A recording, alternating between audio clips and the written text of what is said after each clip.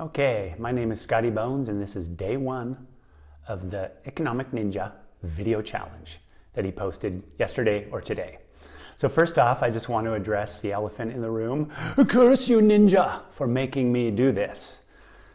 It's not that you're the straw that broke the camel's back. You're more like the puff of air that finally lifted my balloon off of the ground. I have a YouTube channel, so it's not that I'm afraid of posting videos of myself as a 59-year-old Gen Xer. It's just that I was kind of bogged down by a crisis of meaning, if you will.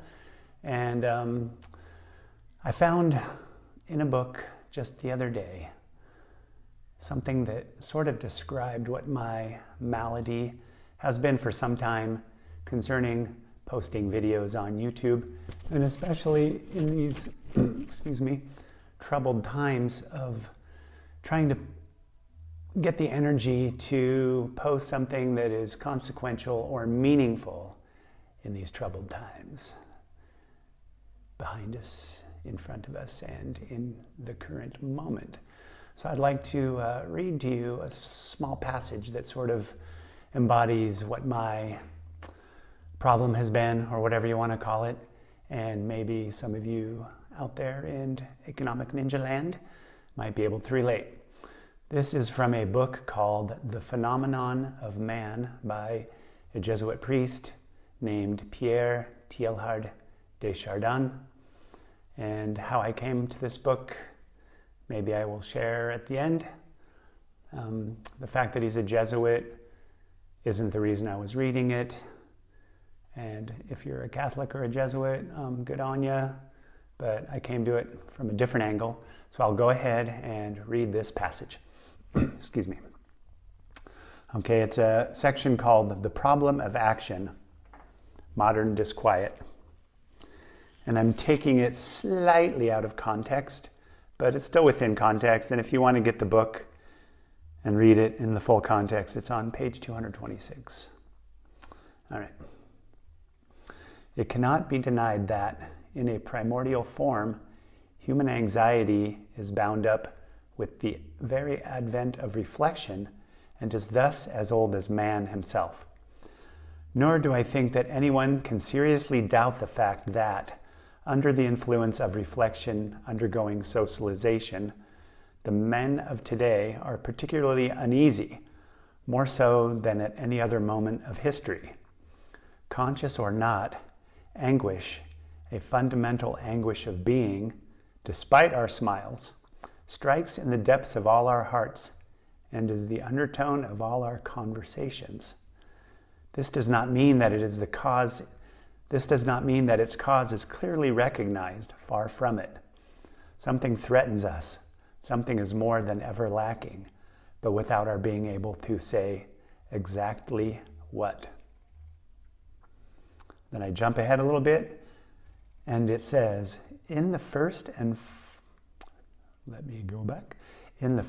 most widespread degree, the malady of space-time manifests itself, as a rule, by a feeling of futility, of being crushed by the enormities of the cosmos.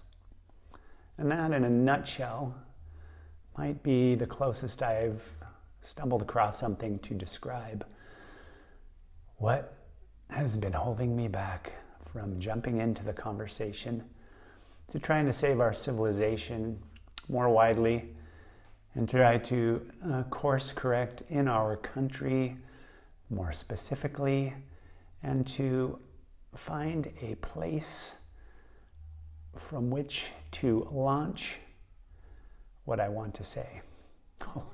I'm already way over the 3-minute mark that the ninja suggested, so I'll leave it at that. I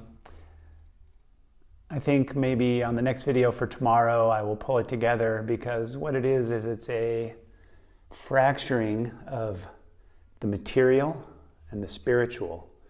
And what this geologist and Jesuit priest proposed was a manner by which to bring the spiritual and the material back together. I think we can see quite clearly that the material realm, through the advent of science in the early 20th century and the mechanisms by which science has come to dominate the very fabric of our existence, needs to be re-examined.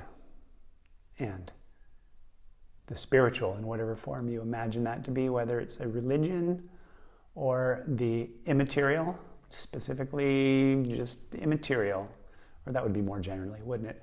Anyhow, that is some of the material of what I am thinking about these days and working on a project which is attempting to bring together material from the 20th century that sort of can describe to many people who are looking for some point of purchase from which to launch themselves into this new spiritual and material reconciliation. That's what I'm looking for as well. Good day, and we'll see you on the next one.